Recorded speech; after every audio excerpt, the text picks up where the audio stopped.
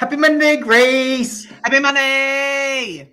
I think I have a little bit of overgraced feeling still. I'm getting overgraced lately. There's so much grace in your world. You're gonna miss me come March.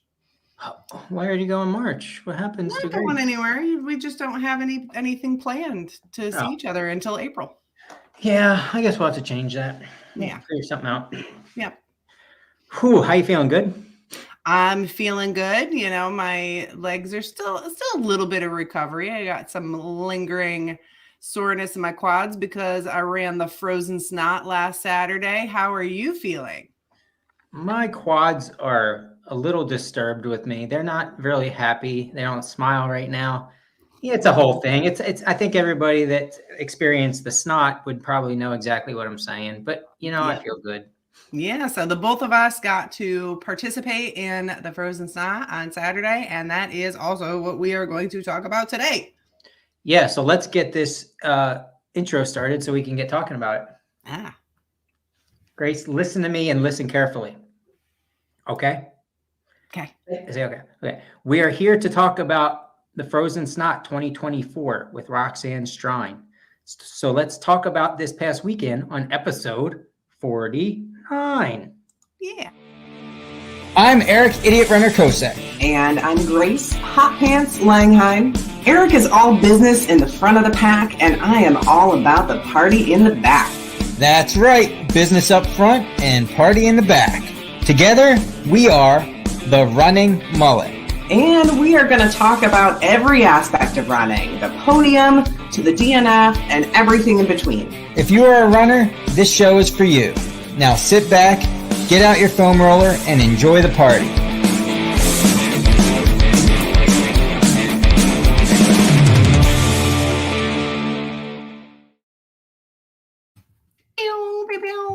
So yeah, we have a guest on tonight. It was kind of a late entry to the show, but due to the fact that these races happen on the weekend and our show happens the Monday following the weekend, sometimes it's short notice, but it's a good one. And somebody who's run the Frozen Snot way too many times and is amazing. I have been waiting to have Roxanne on the show. It's just a matter of picking which awesome thing has Roxanne done this past weekend that we want to talk about on Monday, because every single weekend she is doing something amazing. And if you don't already know Roxanne, I am very excited to introduce her to you because she is amazing.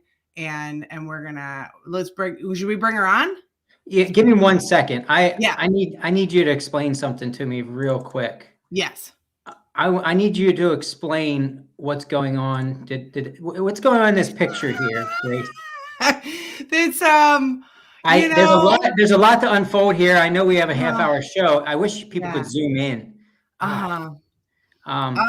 This is something. There was a little bit of dropping it like it's hot out on the course this past weekend. That happened a few times.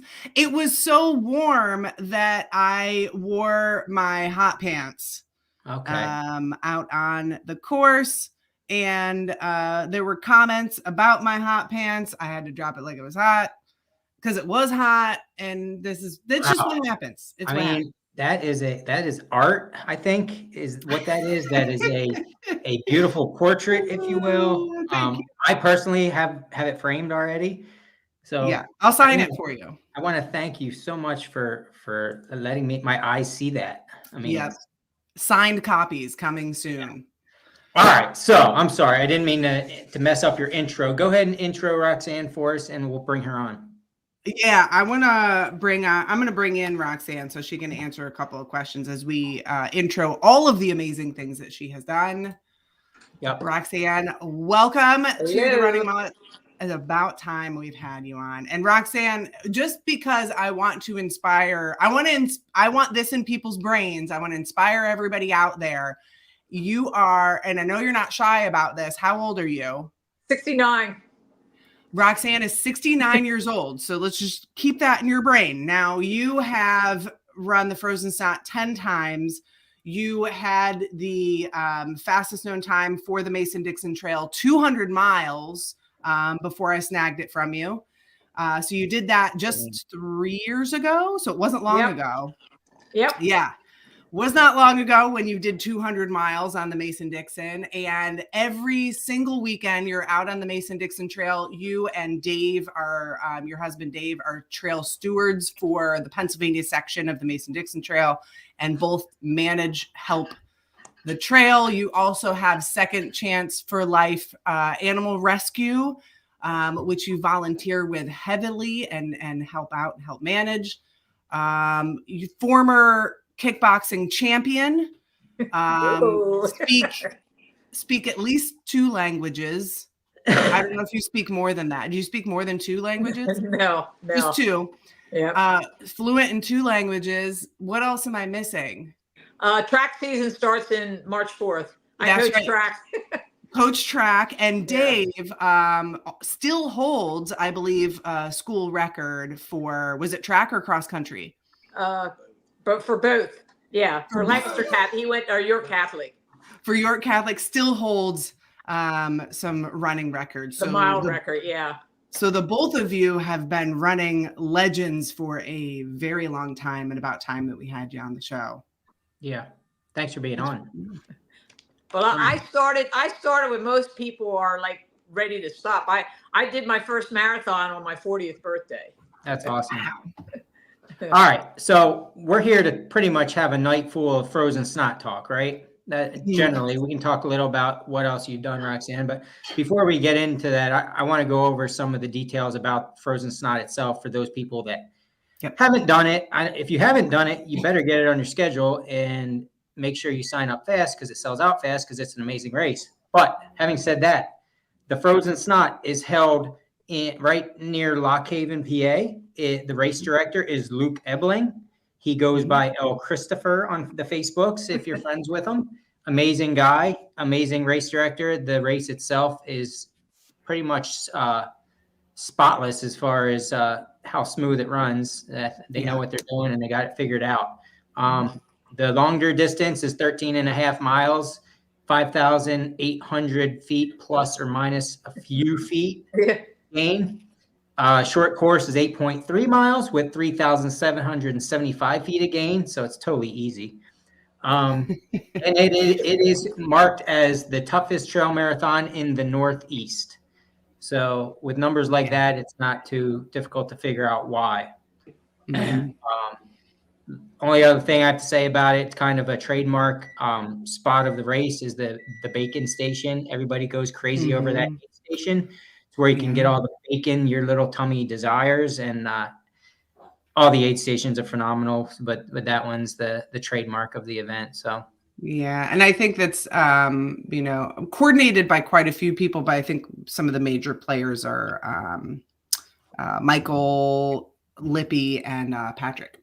The aid station, yeah. Yeah. The team itself that puts on Frozen Snot, again, I just mentioned Luke because he's the race director, but he's got an amazing team that all help out equally, just like in every other race. But thank you to them for putting on such an amazing event. This year was probably one. Well, Roxanne, you've done it 10 times. Was this the warmest one? It was never this warm. Wow. Never. Wow. Now, Roxanne, I know my thoughts on this, but do you think it is easier or harder when it's this warm? I don't know. The downhills, I mean, my arms were sore from gripping so hard on the ropes, but until you say you're the backpack. I am the backpack. And and I'm going down there and it's like the trail was like, it was so slippy. The rocks were, I'd rather have snow on it. I'd rather have snow going down those hills because I've already slid on my butt the whole way down because it had so much snow. You didn't have to worry about any rocks sticking up. But that's today, right. This weekend, I thought it wasn't that easy. I had the exact same experience. I think it's easier when there's snow. Yes. And the same reason, it's because 2 reasons. Well, on the flats, the snow kind of fills in the cracks and the rocks don't move as much. They move a lot when there's no snow. And then the downhills, it was a few years back, I kept falling so much in the snow that I eventually just slid the entire way down on my butt. That's what I did. And exactly. I remember trying to convince this guy nearby that he should try it. And in the most polite way, I cannot quote him because I don't remember what he said, but in the most polite way, he declined to continue sliding down. He did try it, but he suggested that I had more cushion than him, and he was correct. I will say that I was told both the same things also going into this race. This is only my second time that I should expect it to be. It's a lot harder without snow, and it was harder, but I didn't think it wasn't as bad as I was expecting. Let's put it that way. I mean, the temperature made it nice too. Yeah. Definitely. It makes it comfortable, especially, you don't get freezing cold when you're going so slow on the descents, which is kind of nice. But it is, I think the technicality is harder when it's warm like this. Yeah. I think last year when we started, it was like 5 degrees or something. Last year was cold. Yeah, last year was cold. Did you guys see the snake this year? No, just the pictures. I can't believe that stinking snake was out. It was up on top. After you went up Why Not and you start coming down Logan's Run or Logan's whatever, that rocky section up on top that had a little bit of snow on it. It was off to the side there in the leaves. That's crazy. I think And that's the people ahead of me, they heard the rattle, so they warned us. But till I went past it was like calm. It was just laying there sunning themselves. And I mean, it was noticeably colder up on the top of those mountains too. Yes, it was. Man, I guess you want some sun. Yeah. So go ahead, Grace. Roxanne, you've been coming back for 10 years. So you started this when you were 59. You're now 69, not ready to hang up your Catula micro spikes anytime soon. Why do you keep coming back every year? I just love it. I love the trail community. Whether you're a volunteer, whether you're the fastest guy, the slowest guy, I just love the people, and I love being out there. And I'm so used to hiking by myself. Most of this time, everybody is so spread out. I'm usually by myself, but I don't mind that because that's how I train. But I just love being out in the woods. I like being out there, and I like the challenge. Yeah, I can still do it, You can, I might not be as fast as I was, but I can still do it. I love it. Yeah, and you pick very technical courses. It seems like you occasionally we've done some road racing together. Occasionally you do some road racing, but you typically pick the more technical stuff. And I do think that it is a great thing about this race is that you can be front of the pack or back of the pack, and the times are pretty gracious so that you can hike the whole thing. Yep. I told the bacon station, because I know the guys that work there. I said, last year, when I got there, I said, you had no more bacon left. So you better have some bacon for me. And they did. They still had a lot of bacon. Good. So quick story on my end where we're running along, and I went into this race kind of as forcing myself to have a good time and not worry about where I was at. Right. So we're running along. I felt comfortable, and we're coming into the bacon aid station. I'm like, all right, I'm going to stop at this aid station and actually see everybody, say hi, and eat some bacon. Well, it wasn't Gabe. Everybody I was with, John Johnson and Adam Kolb, they went flying by like the front of the pack people that they are. And I had to I didn't want to lose them. I wanted to stay with them. So I had to keep going. So I didn't even get to experience it. Oh, that's your loss. Your loss. Yeah. No. That was your decision. You got to hang back. And they have, did you have the little crackers that are wrapped in the bacon? No, I didn't have that, but I did have a shot of cinnamon fireball. There you go. That's the way you do it. You got to do a shot of cinnamon fireball. You make new friends, people you don't know. I says, hey, so you want to do a shot? Okay, yes, we did a shot. Exactly. Nice. In the chat, Alicia, who was running with our friend Don, she had said in the chat, Don was very upset with me because I was complaining and he didn't see the snake. So there was the snake. That snake made a lot of news. Everybody was talking about it throughout the course. I think that was the craziest thing that happened this year, which is good. I didn't hear of any major injuries or anything like that. No. Talk about injuries. A few years back, there was a girl from Pittsburgh that as we were coming down, Why Not? Not Logan's Run, coming down there. She fell. Like they didn't have as many ropes in there. And she fell and she busted a rib, she busted a wrist. She was in bad shape and we had to help her down. And then Dave was waiting at the aid station there and he took her right to the hospital. Yeah. And she was in the hospital for a while. I think the one, I think the one you're talking about, I was there. Her name is Julie. I forget her last name, but Julie. Yeah. I came through. I was like there were 3 people helping her already, and nobody had gone forward yet to call for help. So I was the person who called for help. It was on the other side of the beast. Yeah, that's where it was. That's where it was. Okay. Yeah, okay. She broke both wrists, gashed her head. The head was the big thing that was noticeable at the time because she was bleeding so much. And then I think she broke some ribs and her sternum. Yeah, I think her sternum. Yeah, this was her sternum. Yeah. So till we were waiting for the. What's that? Is that Julie Pennico? No, Julie. I forget what her last name is. It's the Pittsburgh group that comes every year. Oh. But she came back the year. Oh yeah, the she next came back year. to the short course. Yeah. Yep. Yeah. I was surprised she came back. She wasn't there this year, but she said she missed us. But yeah, the ambulance was going to take too long, so Dave just took her to the hospital. Took her right away. So yeah, it is a rough race. I remember it was the second time I did Frozen Snot. And when you're listening to those stats that Eric talked about at the beginning with the elevation gain, keep in mind that 13.5, the first and the last mile are flat. So it's really 5,500 feet within 11.5 miles. It is just a brutal course. And I remember going on the way out my second time doing it. This was years ago.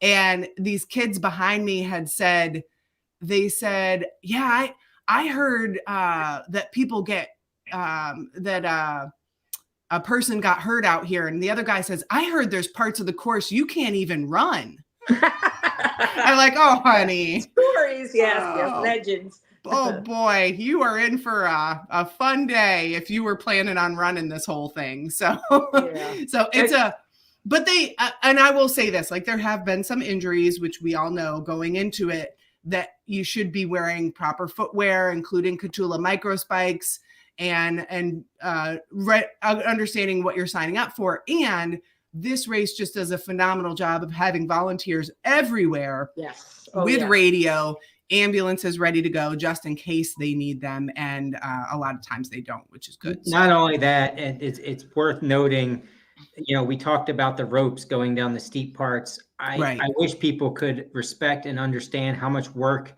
the volunteers put into putting heavy duty rope down pretty much the full length of a steep downhill that is unrunnable, barely walkable, so that us runners have some stability to make it down. It's needed. It's that dangerous.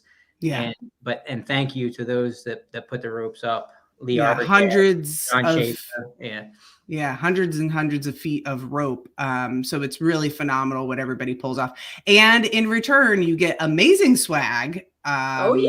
And sore quads. Yep. Right there. I want to see, Rox, you have 10 years of swag. So what are all of the things that you have now? You have a blanket. I tell you that the best thing was one year when we were still over at the other place, in the armory, they gave away these reflective jackets. You probably saw me wearing it on Wednesday nights. When the lights hit it, I mean, the lines on it really were bright. And they just kind of handed them out randomly to people, and I got one.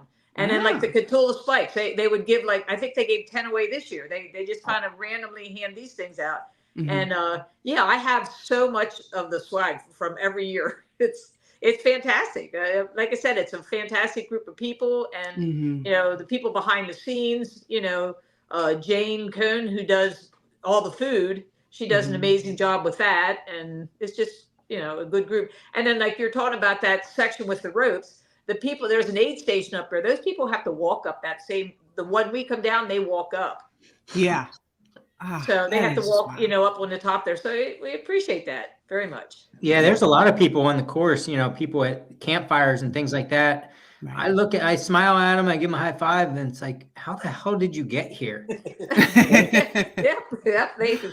It's apparently called teleporting. So because they're is you may see a volunteer at one aid station and then they're suddenly at the next one, which is called teleporting. And apparently one year Erica Lubera teleported to all of the different spots.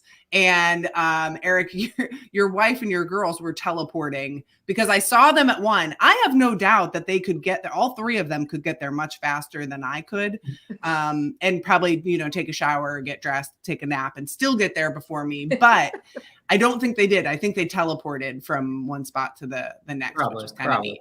Yeah. Yeah. I just saw there was a note there from Luke saying about the first year they did that, you went up Logan Direct. Instead of the one that we come down with all the ropes, the first year you went up that one.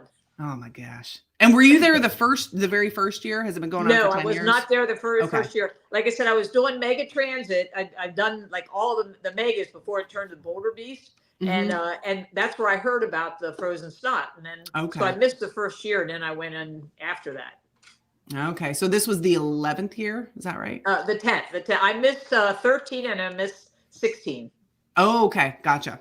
All right. Yeah, and it is worth, I'm going to say it again, and Luke can tell us when registration is going to be because he's tuned in, luckily, if he wants to. But this is one of those PA races that sells out.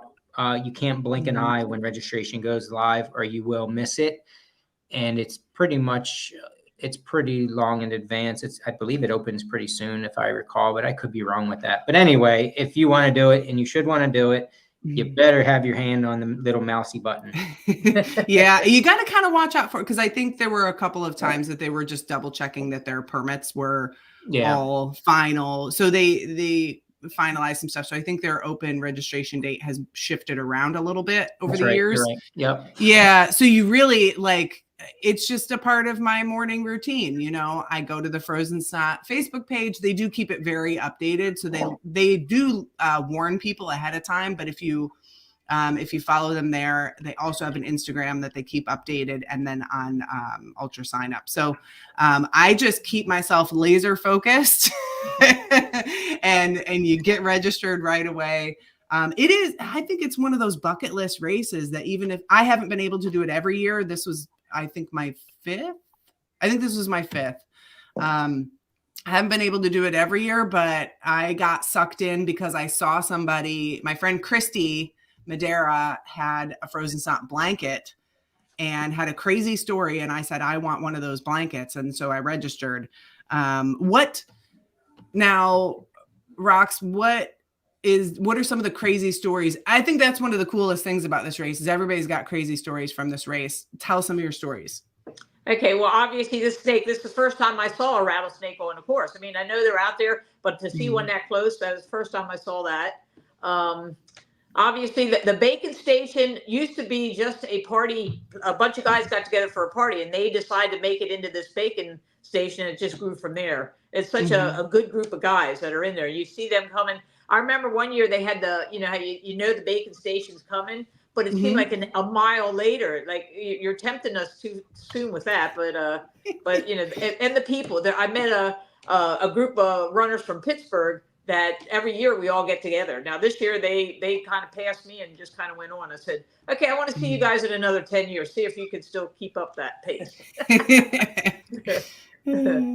But yeah, that's and like I said, in the with the snow, when you had the snow and everybody's just taking off, it's like I'm amazed at you fast guys that just take off and go. It's like I would love to have a camera on one of those hills and see how you guys just run up and down them.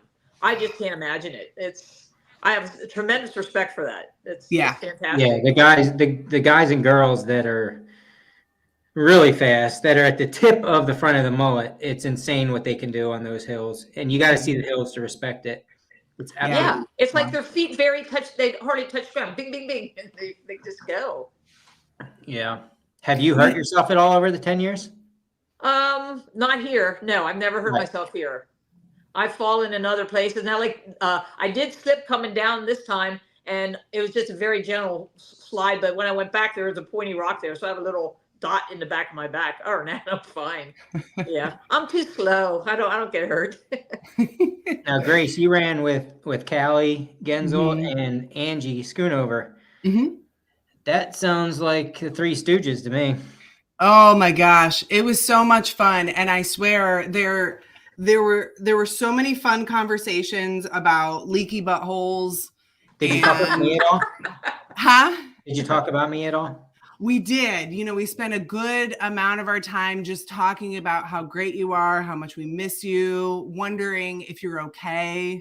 That's good. So yeah, that was definitely good. And back to leaky buttholes. Back to leaky Back to leaky buttholes. We did. And it's me and Callie and Angie, and none of us are quiet runners, right? So definitely the volunteers could probably hear us a mile away, just kind of trotting along and talking about leaky buttholes. And we had a guy behind us for a while. His name is Nathan, and he was kind of our pace. And we, you know, at one point Angie's like, hey, if you want to get around us, that's fine. He's like, no, I'm kind of good here. And there was a whole conversation about leaky buttholes. And then I said, Nathan, you're doing all right back there. And Kelly's like, oh, I forgot he was back. Because it's one of those races, not that she forgot intentionally, but you just can't look behind you because that's when you're going to fall. You're going to trip and fall. So, you know, I'm sorry, Nathan, but also you're welcome because, you know, maybe it helped the time pass by for you.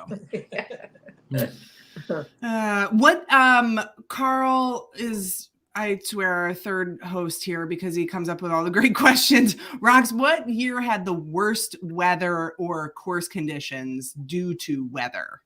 What was it? 15, I think. 2015 when we had like a foot of snow.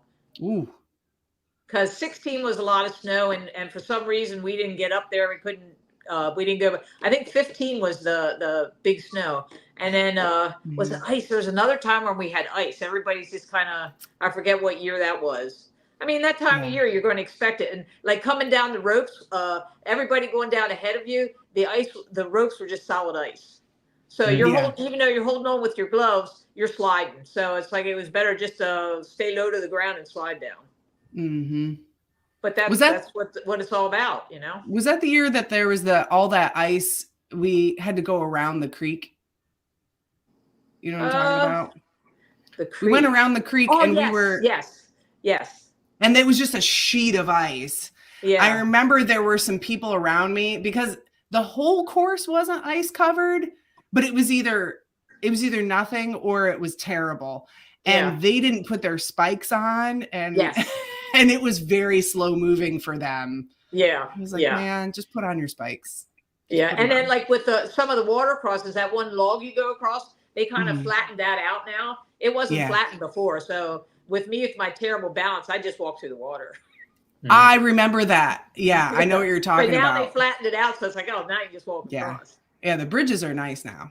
Yes, definitely. The whole course was nice. There were a couple of spots where even the girl in front of me that ended up winning, actually, she was like, again, you can't look back, but she said, are these actual trails when there's not a race going on? I'm like, I think so. But then I looked up and it's like, wow, there's no dirt or anything. It's just flagging going up this mountain. I don't know. I don't get down there too often. I think that's the reason why they do this in the wintertime, because I think in the summer to other times, these aren't trails. Certain parts of it aren't trails. Right. Yeah. So.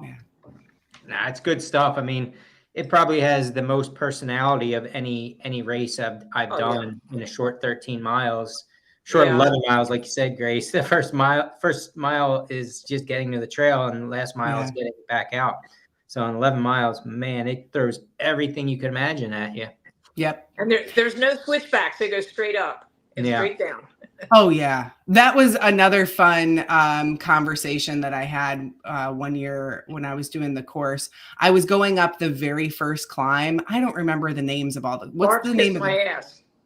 Is it called Kiss My Ass? It's Barb's Kiss My Ass. Barb's Kiss My Ass. Start going up. Yeah. So I was on Barb's Kiss My Ass, and you know how that first climb is. You can't see the top. So your very first time doing that course, it's like, oh, you know, probably just a little bit longer, but you have a long ways to go. Like it is a very long climb. You can't see the top. If you think you're at the top, you're not. And there was a guy behind me who said something about, I was at Western States course last weekend and this is bullshit. And he was just talking about how difficult it was. And he was being friendly about it too. You know, he was kind of joking around about it. But the climbs are just really, really difficult. But that's the fun of it, right? It's the fun of it is because they're so difficult, because there are no switchbacks. It's just straight up. Yeah. Well, that's the one. Why not? That's the one that you go up and then you come down to the aid station at the halfway or the part where you would go short or long. Going up that one, we're going up there, and it's like you take 10 steps. I got to rest against a tree. I got to take 4 steps, and and that's when you start passing people because they're like sitting too long. It's like you got to keep moving. Got to keep moving. Yeah. I believe the Beast, which is at the last climb in the long course, that is the highest one. That's 1,300 feet of gain, and the majority of that is bouldering, which is kind of fun and different. But they're all tough. Yeah, and just for just for keeping everything relative, I mean, that's close to the highest peak in Pennsylvania. So within the entire state, you don't get very many the climbs are pretty much going to top out at about 1,300, 1,400 feet. I forget what the biggest climb is in Pennsylvania, but it's not much higher than that. So our mountains here are not very tall, but they are incredibly technical, and we don't believe in switchbacks. Hashtag no switchbacks. Yeah. Now, Eric, how did the standings shake out for the race? I looked at it a little bit. I think Gabe ended up doing the short course, and I'm glad he did it. He's been struggling with some issues in his legs and stuff like that. So he took the smart route and headed home on the short course, but he was kicking butt. Adam Russell, I believe probably both of you know the name Adam Russell. He is a trail running legend. Took a few years off just because over the past 5-8 years maybe, and he is back. I'm telling watch Adam Russell this year. He's going to do amazing things. I believe he's doing the Triple Crown. He signed up for a bunch of races again. It's like he never left. He did well. I want to say he was 5th or 6th maybe. Yeah, Dave Stoltzfus, I think, won it at the long course. I don't know. I mean, a bunch of studs. It was crazy. Erica Lubera had a very good day. Yep. She had a very good day, came in 2nd. Yeah, it was fun. It was very fun for me and John Johnson because we managed to get in the mix of a very intense, at least to us, intense battle between first and second female. And I ran with Erica a little bit, and then we ended up running with I'm sorry, I forget the girl's name who won. I should have wrote it down. Yeah. We ended up back with her a little bit, and it was a fight. You know, everybody has their strengths and weaknesses on ups and downs and flats and technical and buffed out. But it was really fun to watch. We were lucky enough to be able to stay with them. And Erica led the race for I'm going to just go ahead and say 12 and a half miles until she got back to the road. And this girl was close enough to her and had enough road speed to manage to pull ahead of her on the road section towards the end and take the win. Amy, thank you very much, Erica. Amy Kohler took. But they're both phenomenal runners. They both gutted. I can assure you they gutted themselves beyond what most people can do. And it was very neat to watch and be there to see. Very strong performances from both. I'm very good friends with Erica, and I love her style of running. And she did everything right that she could have, and she ran her perfect race, which was awesome. Yeah, and because we also love to talk about the back of the pack, our DFL from the 13.5 was Kevin Glessner, and some special credit goes to our Flatlanders, Tara, Angrial, that whole crew. They came from the Delmarva area. If you've ever run in the Delmarva area, it is incredibly flat. Yeah. And they call themselves Flatlanders. They came up to Pennsylvania, took it on, and had a very fun time and took all of the photos, which is exactly what you should do if you're heading to another state. So that was fun to see them on the course and see their reactions and all their photos afterwards. Yeah, I want to point out also, after you're saying taking pictures, it makes me remember, like, I'm trying to think if there's actually any vistas on the course, but Oh, even yeah. if when there isn't, you can still, these climbs are so intense when you get towards the top and it's winter time, you turn around, if you take the time to turn around and enjoy the view, there's some phenomenal views. Beautiful. Oh, yes. Yeah. Yeah. Beautiful. Once you get to the top of a couple of the spots. And at one point you can see from a boulder field, you can see the other boulder field that you're about to go to. Yep. You would know where it is, Rox. Where is that? Where that boulder field after you go up the first climb there, and to I guess it goes on to the goat pass, and then you keep going up, and that's where the boulder field is, and you think you're almost there, and then it keeps going up. And I think that's the one that you can look across to see the other one. Yeah, that's it. And Luke had put in here, Barb is one of our long-term sweepers. Barb's Kiss My Ass. Third year of the event, the original director, Jeff Stover, had told Barb his intention of adding in another climb. Her response was Kiss My Ass, and that's how it got the name. That climb got the name Barb's Kiss My Ass. There you go. History.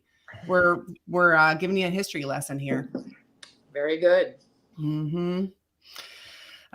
So there were how many finishers? I just had it up. So there were, I think it's around 300 who entered. That's what I thought. I thought 300 entered. I wonder how many. 185 for the long course, which is good results for the long course. And then 93 for the short course. Oh, and our DFL for the short course is Angry Al. So great shout out to Angry Al for being DFL for the short course. It is an honor, especially, we recognize the back of pack people who make it. They sign up for the hard thing and go and do it. I know he had an injury along the way, not serious, but it slowed him down a bit, but he finished it. And also when we're talking about the short course and the long course, this course is designed where you do everybody does the same big 8-mile loop, and then you come back to an aid station, and the 13-mile has the option, because you signed up for it, to do one more smaller loop, which brings you to the 13 miles and gets you back to the finish line.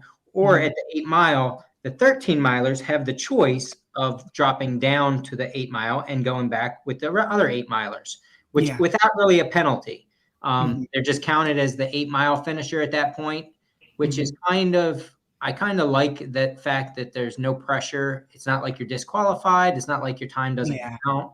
It's just you decided that the measly 3,775 feet of gain that you've already done is a good day for 8 miles, and you don't need to do another 2,000 feet of gain. So I like that he puts that in there. The race puts that in there, that it's just a no pressure. Hey, you ready to be done? Go down the road and you're done. Even though you signed up for the 13, you can do it. Yeah. And speaking of that aid station, there are some secrets at that aid station. If you have never done the race before, there are a couple of things that you have to do at that aid station. You know about what I'm talking about, right, Roxanne? The sandwiches? Oh, yes. Oh, yeah. You got to have the, what were they? The ham and cheese croissants. You're talking about them? Yeah. Yeah, they're hidden. I didn't get one of them. They're not exactly hidden. They're covered up. They're kept warm. These are warm ham and cheese croissants, and they keep them in tinfoil. And I had what'd Dave say? And they throw them in the cooler. Yeah, they wrap them up and keep them, so they're hot. So they can be out there all day long, and they're still hot. Amazing. If you're in the back of the pack, you can still get a warm ham and cheese croissant. And so you get to that spot, and a volunteer the very first year taught me how to do this the right way. If you're doing the long course, you get a hot ham and cheese croissant, you eat it, and you take a second one and you put it in your pocket. So you have a pocket sandwich. And then you have that after. So you do the beast, you come back down sluice, and then you have your pocket sandwich. That's the way to do it. Good. And a fireball. Yes. I got nothing. I ran right through there. God. You gotta race with all me. the fun. The price of being so good. This is nonsense. Yeah, we got to race together sometime, Eric. Yeah. And they also have tea at that hot tea. Yes. What do they call it? What do you know what they called it? I don't. It's special. Is it a Russian tea or something? I forget. It didn't make me rush. Yeah, so they have a hot tea, and they also keep warm water there. So if you want to fill your water bottles instead, I hate super cold water in my water bottles.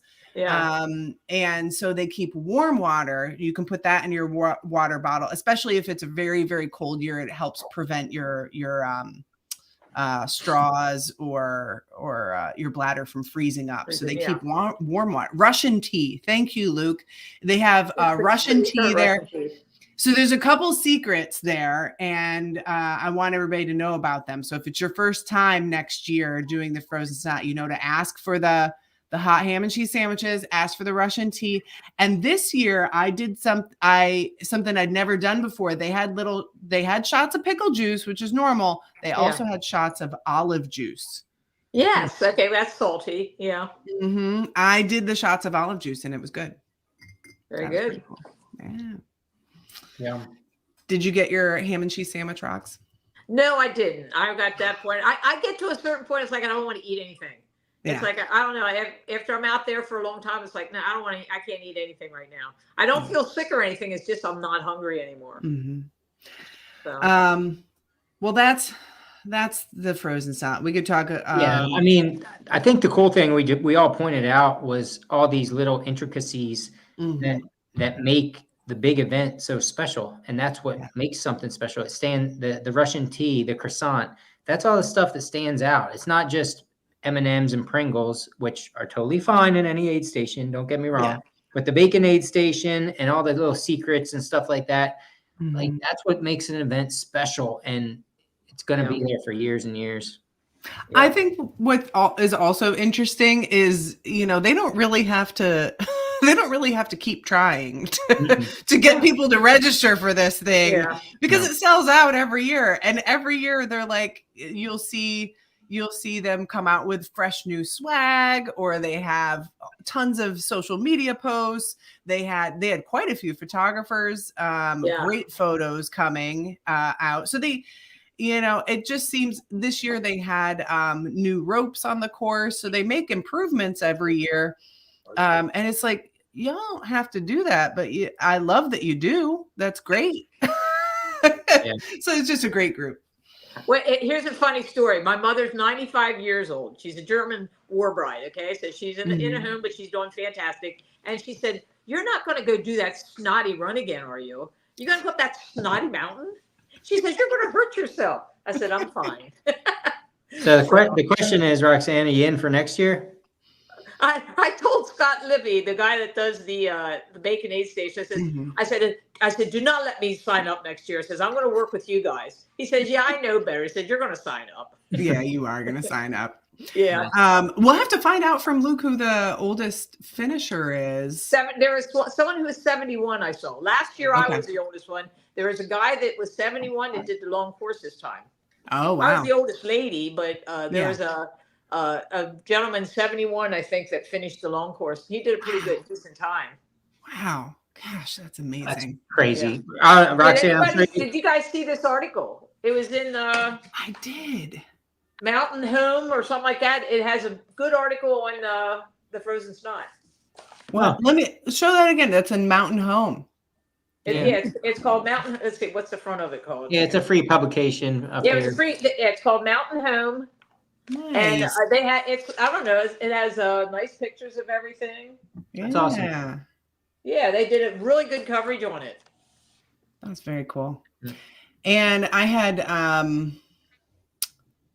let's see. Alicia put in there 71 years old. Donna's husband, forgot his name, but he was amazing. So Donna's husband. That's the person who was the oldest finisher this year. We'll have to find out who the oldest finisher ever was, and we'll keep you going. Who was the youngest finisher ever? Ooh, that's a very good question. Have to find out. Ask Luke about that one. I'm sure he has the answer. That's a good question. Either way, 71 to do a course like that. Are you kidding me? Yeah. Wow. And then I have I'll be to. 70. You know, I'm going to try to do the long course next year. Good. You're talking about DFLs. I was DFL last year. We Awesome. committed 802, but hey, we had a ball. Yeah, that's right. And you Yep. still finished it. Yeah. And then I have, this is one of my favorite photos Yeah. ever, but this is a photo from the first time that I think it was my first time doing Snot. It might have been my second. And Rox, this was before I formally met you. I had seen you at some races. I was like, I don't know where this woman lives because she races everywhere. But you and I were on the Frozen Snot course together. And I just love this little photo of the two of us. That's my favorite. Yep, that was pretty good. That's like, I could keep up with Grayce then. And I remember you used to wear your hair up in them little bun like that. Yeah, I still do sometimes. I didn't have my hot pants back then. It must have been too No, cold. you did not. You did not. Yeah. And there, Luke just put in there 9 years old was the youngest girl. Yeah, and pretty sure Carl was the oldest, which makes sense. And there was a nice little memorial to Carl there this year. I like that. Yeah. You And know, did you see where the pastor's picture was? Did you know the story of that one? Pastor's Hill? Yeah, I did hear about that. Yeah. You tell it though. But he was a gentleman. He had, I guess, a heart attack on the course there. Yeah. So that's, you go by and you just kind of touch the picture and send blessings to his family. That's another thing that's nice about the trail community. We take care of each other. Yeah. There's a bond there. I want to ping pong off of that real quick. We're talking about inspirational people, and Roxanne, you're inspirational too. But I do want to give a shout out to two phenomenal people that I know. First one, John Johnson. He just had throat cancer earlier this year. Had it removed, is 100% cancer free, and he completed the long course. He's a fixture within the trail community up here and across the state, and a good friend of mine, and I respect him dearly, and he's amazing. And the second one, which literally blows my mind away, is Amber Monahan, who is fighting breast cancer, and she is in the battle, fighting it through chemotherapy, and she finished the short course this year.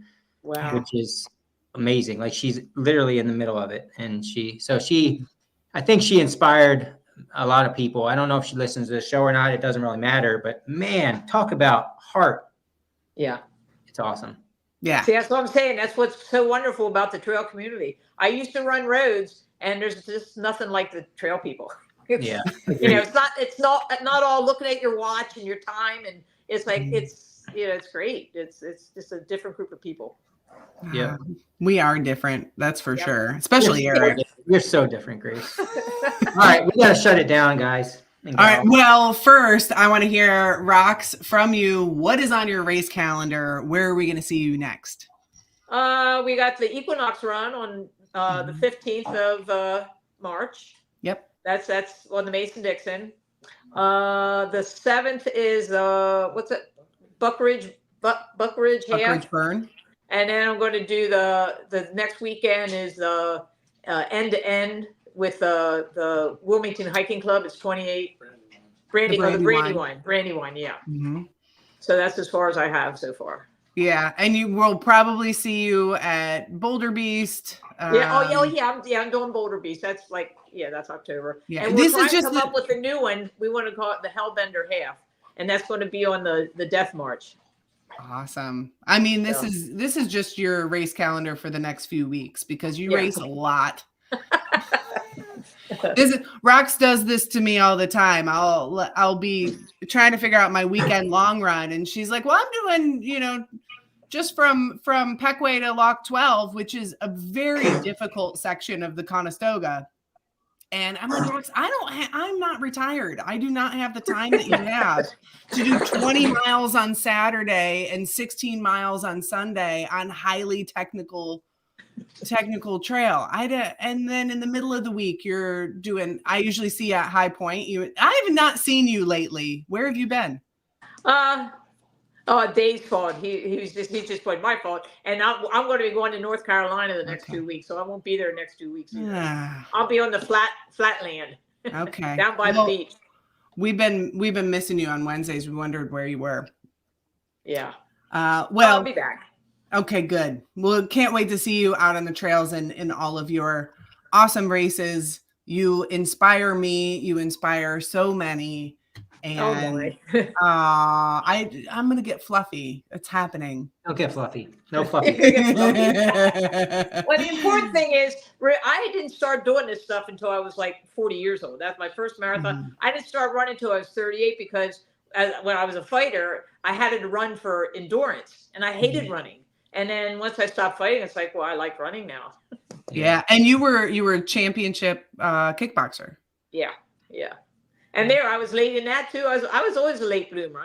I was like 36 or something like that, and everybody else was in their 20s.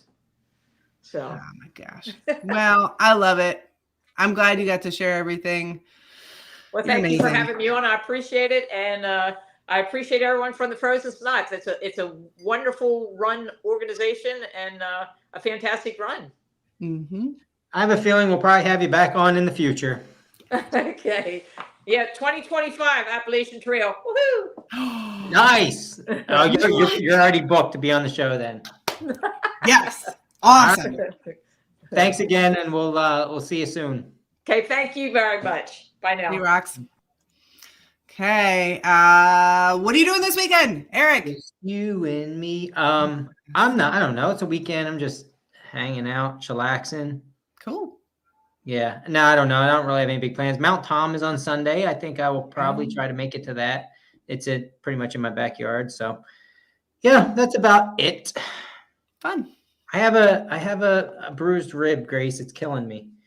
It sounds so minor. No. The bruised ribs hurt the crap. I can't cough. I can't breathe. I can't sneeze. Yeah. I'm hoping it gets better, but every time I wake up, it's the same. So I don't know. Yeah. You'll get better. It will. Thanks for that. Just hearing you say that, I will get better, Grayce. Manifest it. Manifest the fucking. I mean the heck. Manifest it. That's what's happening. What am I doing this weekend? Grayce, you poor thing. You have to ask yourself what you're doing this weekend. I want to know, Grayce. What the heck you doing this weekend? I'm visiting my Flatlander friends. I am headed to Delmarva to run the Duck 100K. I am so excited. I have been training for this for months now. And I've had a couple of comments like, Grayce, what are you up to? Because it's, December, it's January. What is going on? And my key race, which this is my key spring race, just happens a little earlier than everybody else. So this coming weekend, I'm going to attempt the Duck 100K. Wish me luck. I'm very excited. Weather looks good, but you never know. You never know. I still got to race smart. Grayce, can I ask you a question? No. Can you please be on the show next week to talk about your race? I would love to be on the show to talk about my race. Good. I'll put you down, but what I need from you is this. I need stuff to talk about. So like, you can't just go there and be like, yeah, I ran, I've been back to the pack and I finished. Here's my buckle or whatever you have. No, like I need the bear falling out of trees stories, like pooping your pants stories. I need you to purpose. No, I didn't poop my pants. I didn't poop my pants. I fell in my poop. Yeah, that's great. Well, guess what? We need fresh stuff. So you need to go ahead and crap your pants. Okay. Right? Fresh stories. I got to crap my pants. Crap your pants, and then how you come back after that. I don't know, but that's what the people want to hear next Monday. Yeah. I'm going to come with it with all the stories. I'm nervous, but I'm feeling confident. My training has gone well. So I'm excited. Yeah. Good. All right. Well, let's go ahead and send this off. I do want to point out that you beautiful, glorious live viewers, you guys came through tonight, and this was a very high numbered live viewer show. So keep it up. You have more friends. Tell them. I know I'm pretty sure they have friends, Grayce. Yeah. Well, it's because everybody loves Roxanne. We'll have her on again, and then we'll have more people again. I thought it was because I was dressed like a lumberjack. Because you look fancy. You got your button down tonight. You're looking sharp for all of our fans. Good job. Thanks. All right. It was great seeing you this weekend, even if it was for a little bit. And good show tonight. And we'll see you next Monday for your don't die this weekend, okay? Because I I can't do the show by myself, basically. Got it. Don't die. Yeah. Crap my pants.